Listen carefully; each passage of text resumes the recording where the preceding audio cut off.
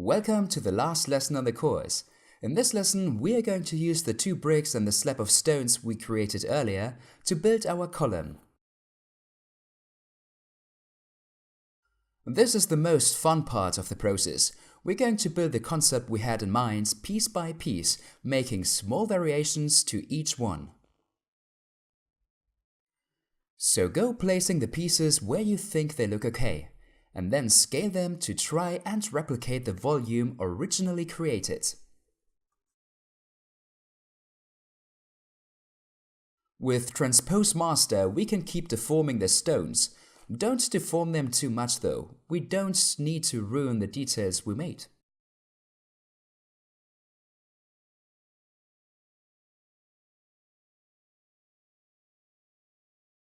As I said before, the idea is to rotate the bricks as you place them on the column. Don't worry about getting the curves you have in the original shape. We'll get that later on.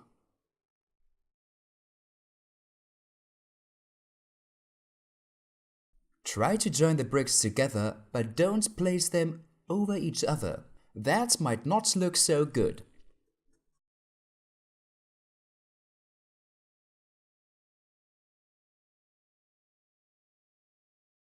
Once we have all the stones on the base, we can adjust the first slab of stones we made and duplicate it to place it on top of the column.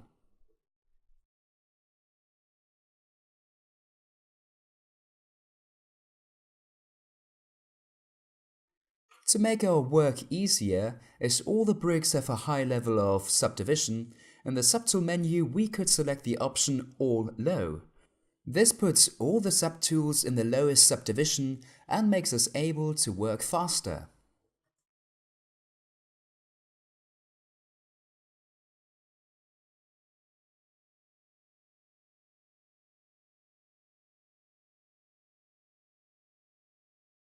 Now let's create the first line of stones for the column, and we'll use this to repeat throughout the column and save time.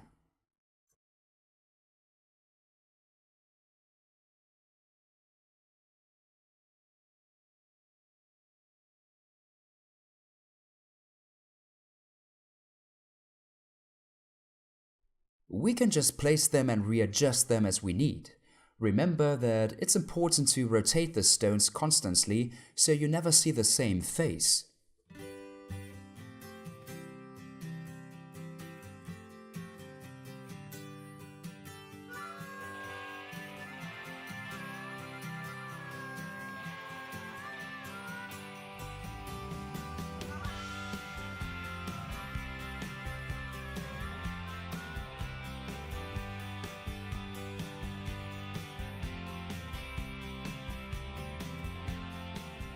Once we have the first line, duplicate it and just rotate it 180 degrees so that although it's the same line of bricks, it looks different.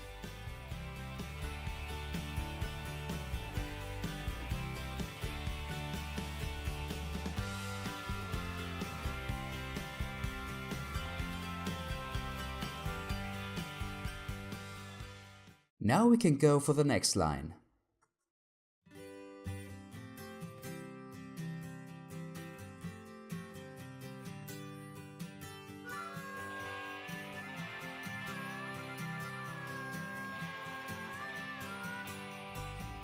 As I said before, take the line of bricks, place them again on top and adjust them to the size we need.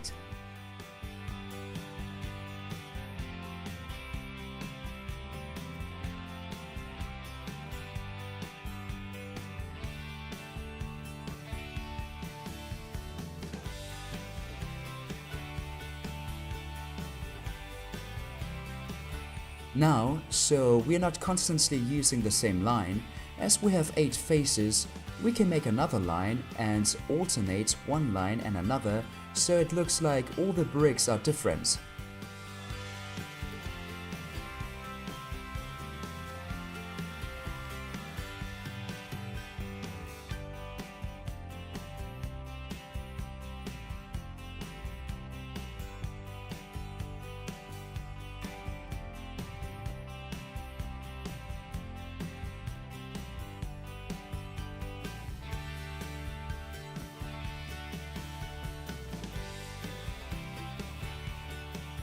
Now we just need to continue with the previous step and replace and adjust the new lines so it fits into the column. Try to make some bricks stick out a little bit to make the column look more irregular.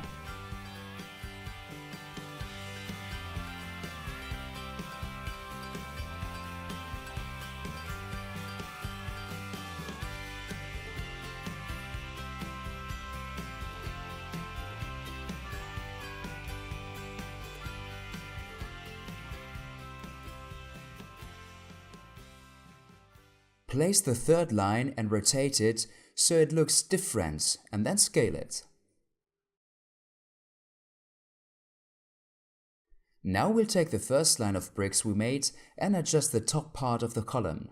By rotating and scaling, we'll get enough variation so it doesn't look like it's the same one.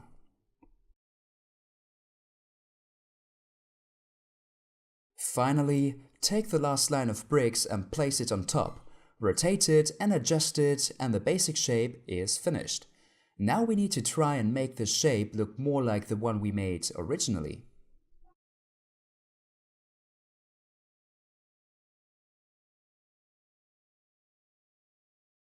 To do that, we'll select the first line of bricks we made and go to the Deformation menu inside the Subtool menu. There you'll find an option called Taper.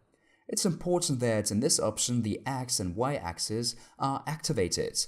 Then we only need to increase the value. This makes the top area narrower, more like how we had it before.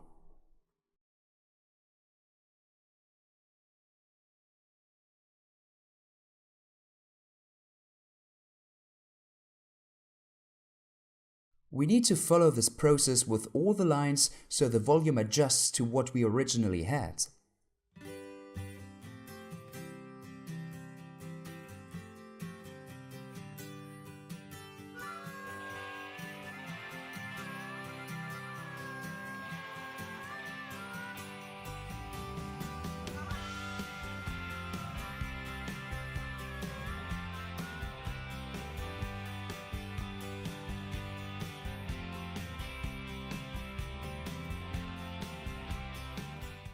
Once we've finished adjusting these pieces, we can use our general shape, the one we made at the beginning, as a reference to see where it differs. In my case, the top area of the column has a noticeable difference, so let's adjust it.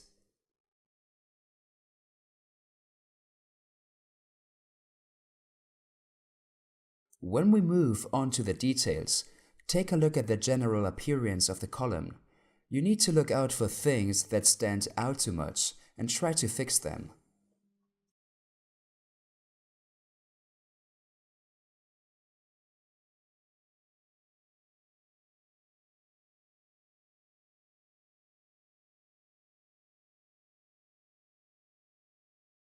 In my case, on the front of the column, there were 3 bricks that I saw were repeated a bit too much, so I've removed one by rotating it to solve the problem.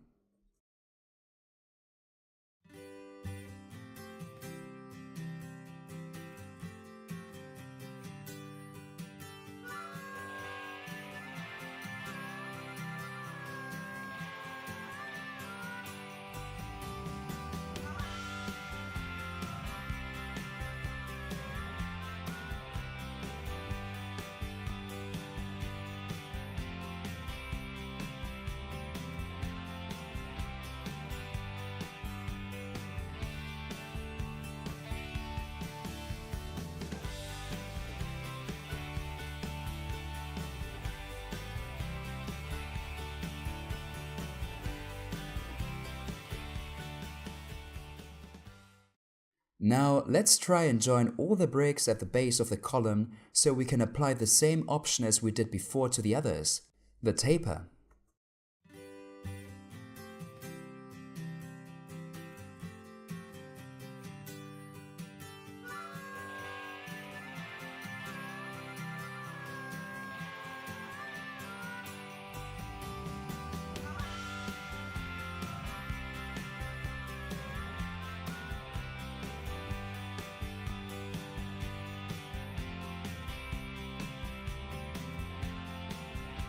Lastly, we can add some volume to the middle stones. To do that, we can join them with merge to make them into one subtool, and then use the move brush to add volume.